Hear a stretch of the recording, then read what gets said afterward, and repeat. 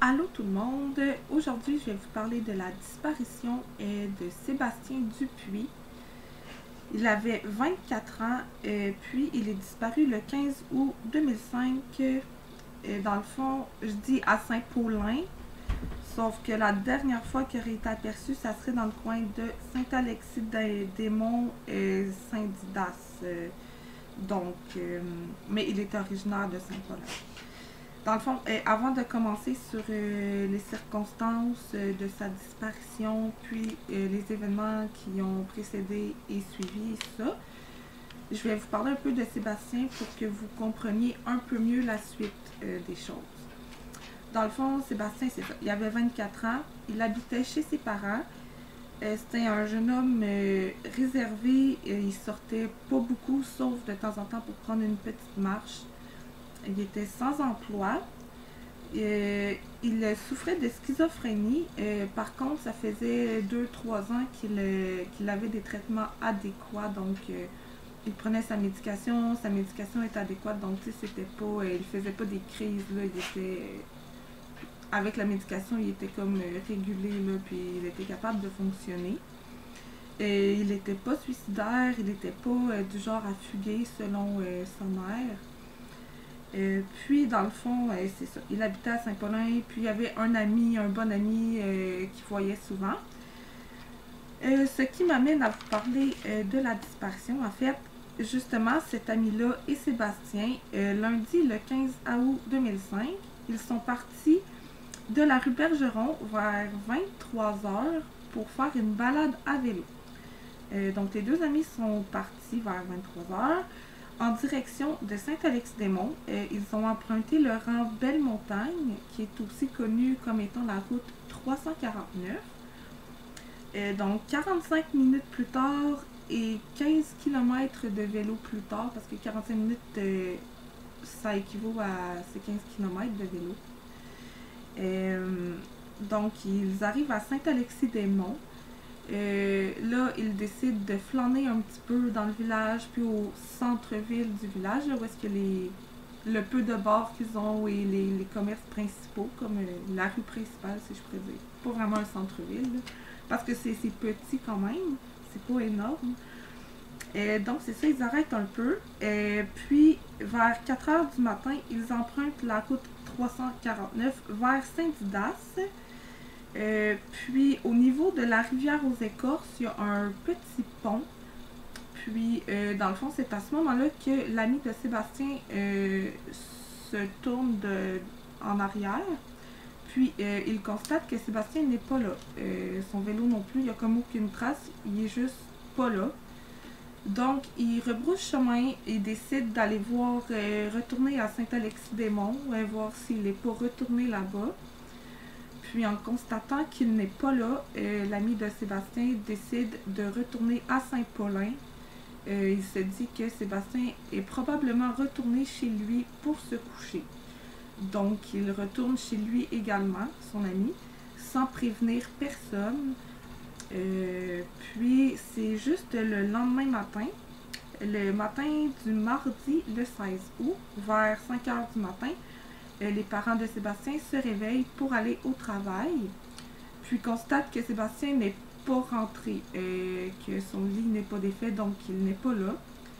Ils s'inquiètent un peu, mais se disent, bon, il est avec son ami de confiance, probablement qu'ils ont fêté un petit peu peut-être, ou qu'ils sont partis se promener vraiment une grosse balade de vélo. Donc ils vont travailler, mais à leur retour le soir, vers 17 h, ils reviennent à la maison et constatent que Sébastien n'est toujours pas rentré. Donc là, ils s'inquiètent vraiment et décident d'aller faire une déposition à la police comme quoi leur fils est disparu officiellement.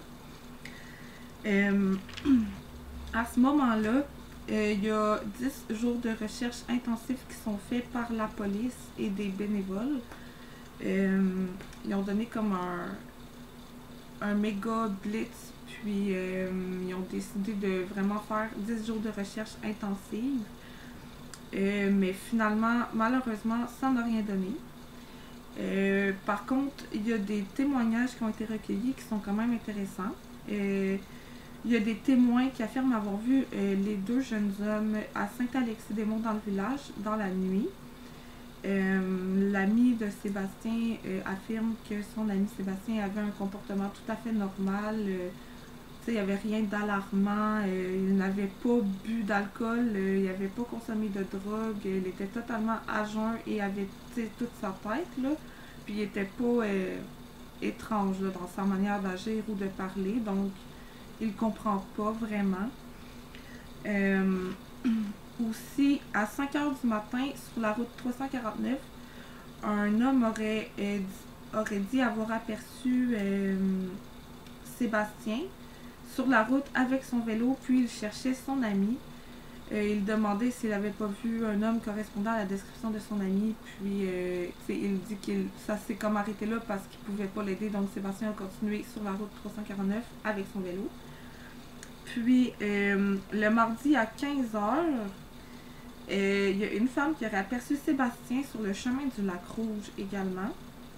Il était sans vélo, il avait l'air confus et demandait si elle avait vu son ami. Puis là, il faut dire qu'à ce moment-là, mardi 15h, Sébastien n'a probablement pas sa médication, pas d'eau.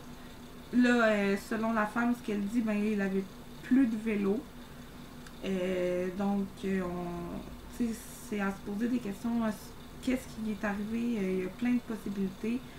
Sa mère, elle, croit qu'il s'est fait assassiner, qu'il a eu un accident. Elle est convaincue que quelque chose est arrivé et qu'il se trouve encore à Saint-Alexis-des-Monts. Par contre... il s'est suicidé ou il y a eu un accident?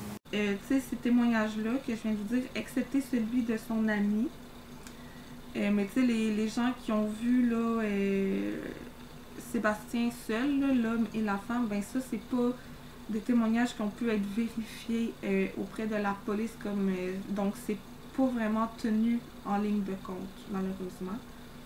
Quoique, ça ferait quand même du sens, parce que ils pouvaient pas aller bien loin, puis les deux, c'est comme un peu dans le même coin. Fait que moi, je pense que c'est plausible qu'il aurait vraiment été où est-ce que les témoins ont dit l'avoir vu à ce moment-là.